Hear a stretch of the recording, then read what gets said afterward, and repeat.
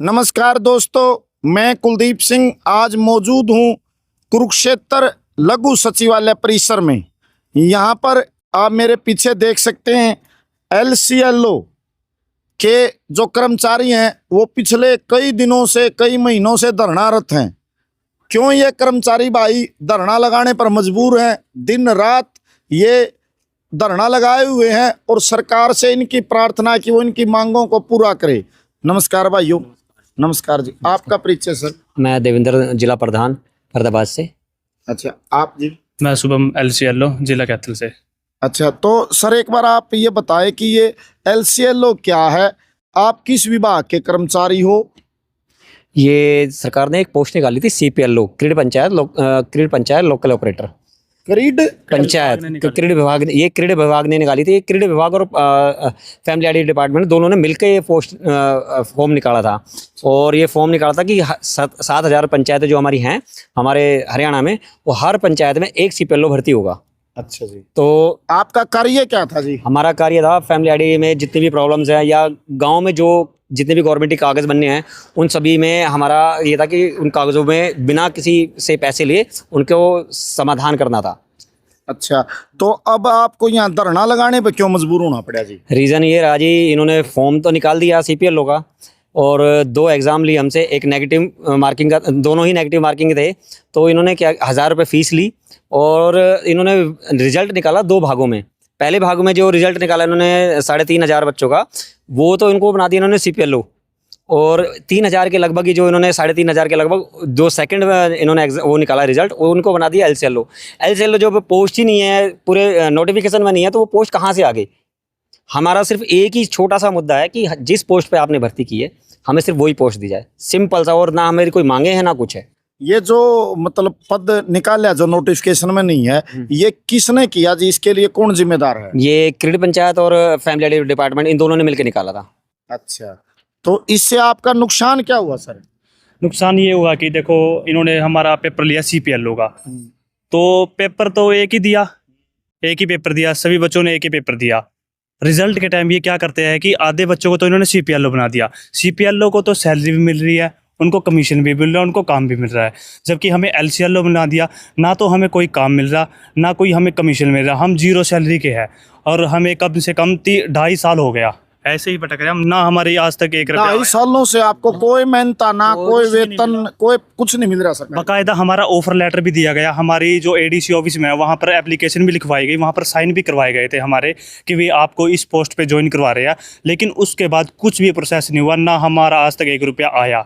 जब आपने पेपर लिया है, बच्चे सपने देखते हैं कि वो पेपर पास करेंगे और सरकारी नौकरी मिलेगी। हमने पेपर भी दिया, नेगेटिव मार्किंग के साथ दिया, हम पेपर पास भी किया, नौकरी में भी लगे, लेकिन फिर भी हमें ज्वाइनिंग नहीं दी गई। अब बताओ बच्चा कहाँ जाए? आज हमारे धरने को 286वें दिन हो गए। 286 दिन से धरने यहाँ से हम बैठे हुए हैं। इससे पहले भी हम काफ़ी बार विभाग से मिल चुके हैं। कुरुक्षेत्र के लगभग 70% लोगों को हमारी कंडीशन के बारे में पता है। आज हम कहीं भी किसी भी दुकान पे या कहीं भी सामान लेने जाते हैं तो वो उनको सीधा पता है कि आप वही हो ना। हम बताते हैं हाँ जी हम बैठे। क्या रहा आपके समस्या का? क्या कहे सरकार? बस हमें आश्वासन पे आश्वासन दे रही है, हमारा कोई समाधान नहीं हो रहा।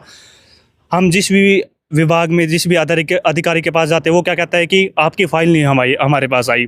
और जब हम जैसे तैसे करके उनके पास फाइल पहुँचा देते हैं तो क्या कहते हैं कि अधिकारी 10 दिन के लिए छुट्टी पे चले गया, अधिकारी हफ्ते के लिए छुट्टी पे चले गया। ये सिर्फ एक अधिकारी नहीं, सीढ़ी दर सीढ़ी जैसे भी अधिकारी के पास फाइल जाती है वो सिर्फ हमें यही आश्वासन देते हैं कि हम आज बाहर है, कल आना, परसों आना, बस ये सिर्फ ये आश्वासन मिल रहा है और कुछ हमारा समाधान नहीं हो रहा। तो आइए हम आपको इनकी मांगे भी दिखाते हैं। देखो ये बोर्ड पे लिखी हुई हैं इनकी मांगे, जो पूरे जिस पद के लिए हमने परीक्षा दी थी वही पद हमें दी जाए।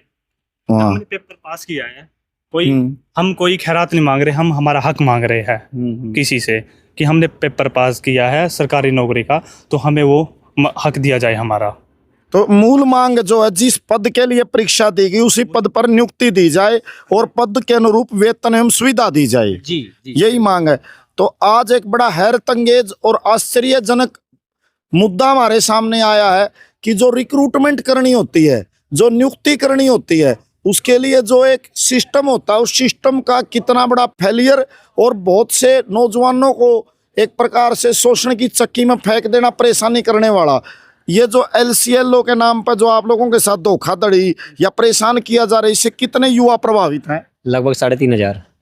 हरियाणा के 3500 नौजवानों को परेशान किया जा रहा है कि एक सरकारी विभाग द्वारा उनकी परीक्षा ली जाती है, उनको ये कहा जाता है हमको आपको इस पद पर चयन किया जाएगा, वो पद है ही नहीं।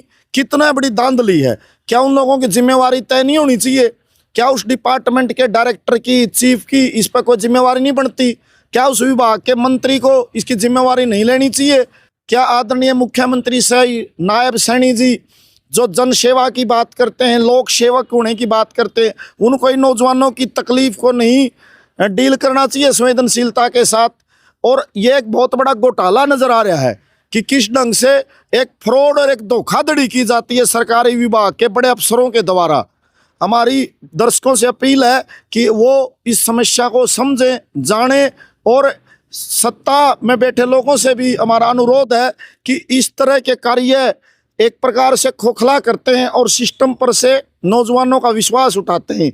हमें इन सब सिस्टम की बजाय पारदर्शी और भारतीय संविधान के द्वारा जो निर्धारित व्यवस्था है उसके अनुरूप रिक्रूटमेंट होनी चाहिए।